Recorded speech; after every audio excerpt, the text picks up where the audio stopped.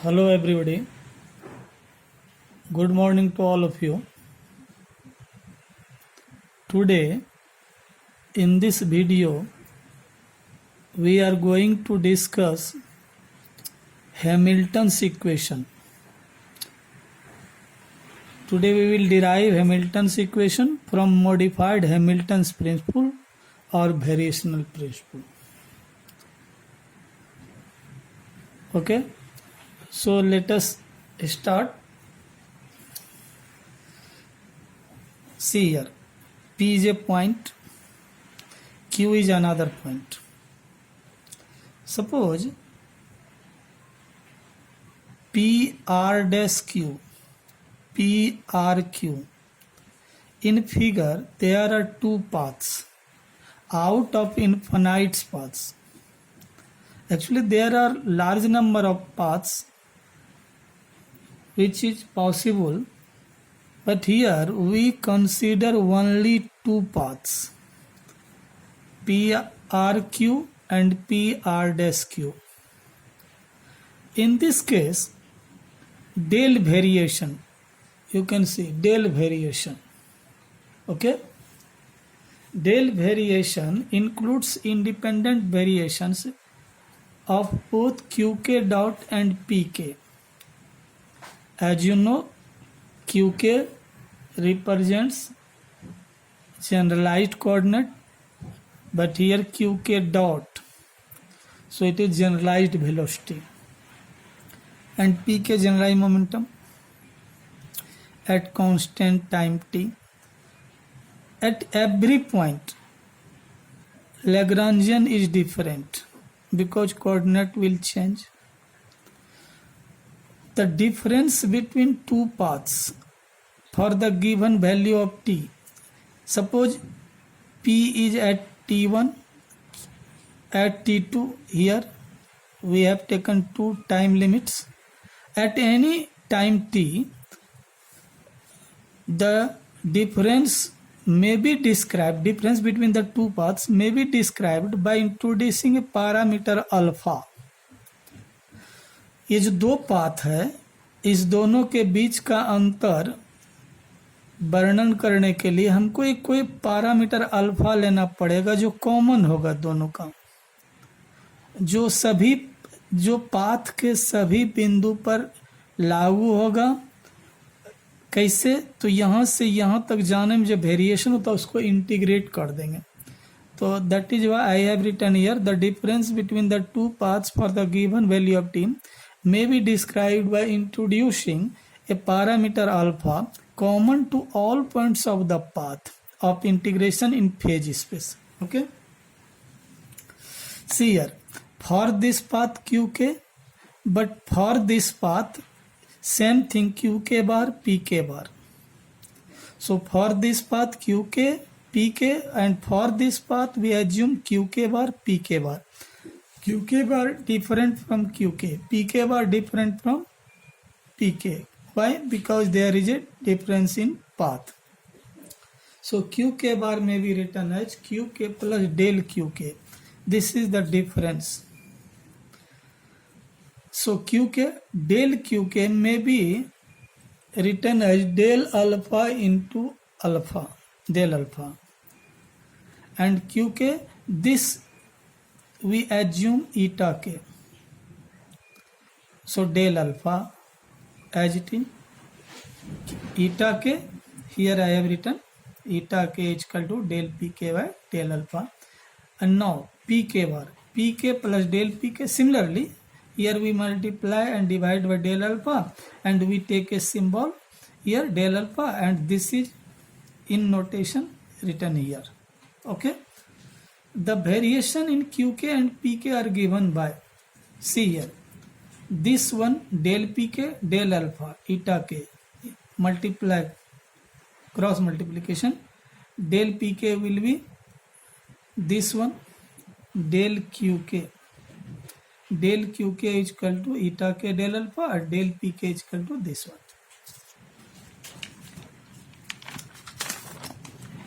Now if, see here, if the del alpha is 0, suppose del alpha is 0. Okay, if del alpha is 0, then this one equal to this one equal to this one. If del alpha is equal to 0, then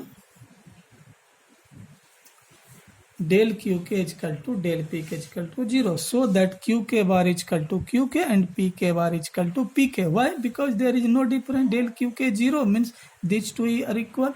Means दो path कंसाइड, दो path जो है कंसाइड कर रहा है. ठीक है.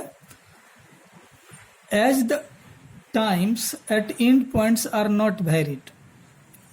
ये देखिए टाइम लिमिट ले रहे हैं t1 t2 t1 t2 in terms of parameter alpha. Hamilton's principle becomes del j is equal to, फिर यहाँ मल्टीप्लाई डिवाइड किया, डेल अल्फा रहने दिए, डेल बाय डेल अल्फा ये जे के जगह इतना रहने दिए. हैमिल्टन प्रिंसिपल का. As the times at the end points are not varied and hence are not the function of alpha, so that differentiation and integration may be interchanged.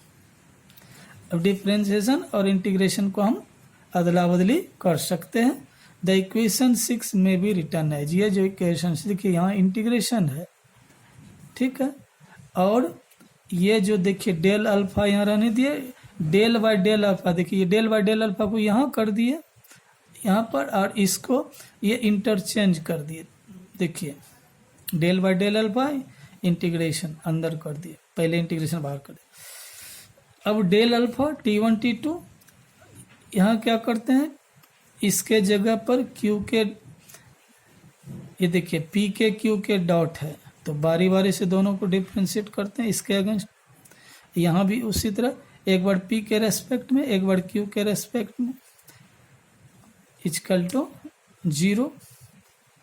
Now ये variation del alpha equal to इतना है, dt equal to 0. But t1 to t2 यार ये देख रहे हैं dot del alpha p k d t, p k रहने दिए. इसको हम लिख सकते हैं क्यू के डॉट को del q d by d t. ये डॉट हटा रहे हैं तो वन टाइम डिफरेंशिएशन लिख लिए. इसके पी के रहने दिए. इसको यहाँ देखिए एक टर्म यहाँ है एक टर्म यहाँ है, दो टर्म है, इंटीग्रेशन है तो इंटीग्रेशन बाय पार्ट्स करेंगे. डबल इंटीग्रेशन जैसे डी होता है इंटीग्रेशन बाय पार्ट करेंगे. पहले इसको रहने देंगे, इसको हम इंटीग्रेट करेंगे इस टर्म को तो डी बाई टी टी हट जाएगा. फिर इंटीग्रेशन लिखेंगे, फिर इसको डिफरेंशिएट करेंगे तो यहाँ पी के डॉट लिख दिए, फिर इसको इंटीग्रेशन करेंगे तो D T by d T हट गया. पी के इसके जगह पर ईटा के जैसे पहले लिखे थे दो सिंबल हम लिए थे यहाँ, ये दोनों. ओके ये देख रहे हैं, इसके बदले हम यहाँ बैठा रहे हैं वैल्यू इसका. अब यहाँ हो गया इक्वेशन 3 से इसको लिख रहे हैं. यहाँ इंटीग्रेशन बाय पार्ट्स कर लिए, तब फिर माइनस t1 टू t2 ईटा के पी के dot D T.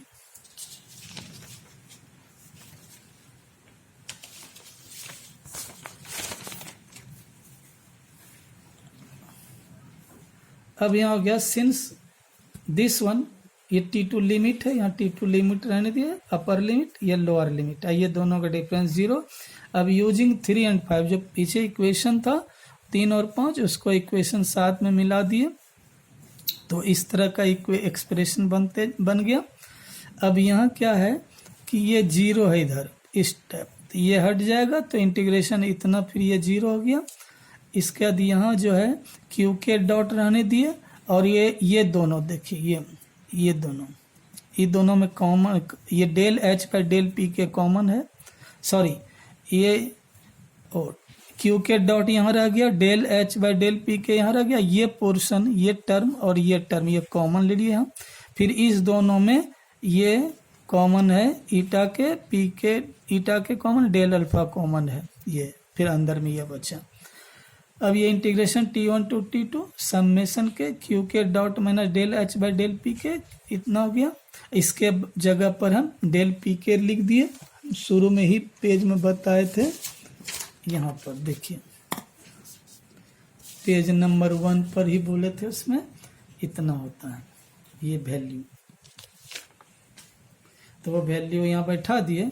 But the variation del q k del p k are independent of each other, the integral 9 is satisfied, ये इंटीग्रेशन 9 इक्वेशन का जो integral है satisfied only when the coefficient of del p k q k vanish separately, यानी इसका जो coefficient है इतना अलग से जीरो हो ये, और फिर इसका जो कोएफिशिएंट हो ये भी अलग। So if the coefficient of del p k and del q k vanish separately then this equation will satisfy and so this portion is 0, this portion is 0. Now we solve it, this is minus, so change the side, this is plus, but also again we change the side, we get two equation, del h by del q k is equal to q k dot, del h by del q k is equal to minus del p k here.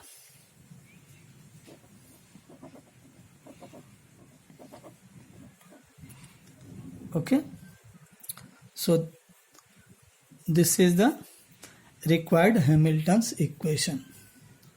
Thank you.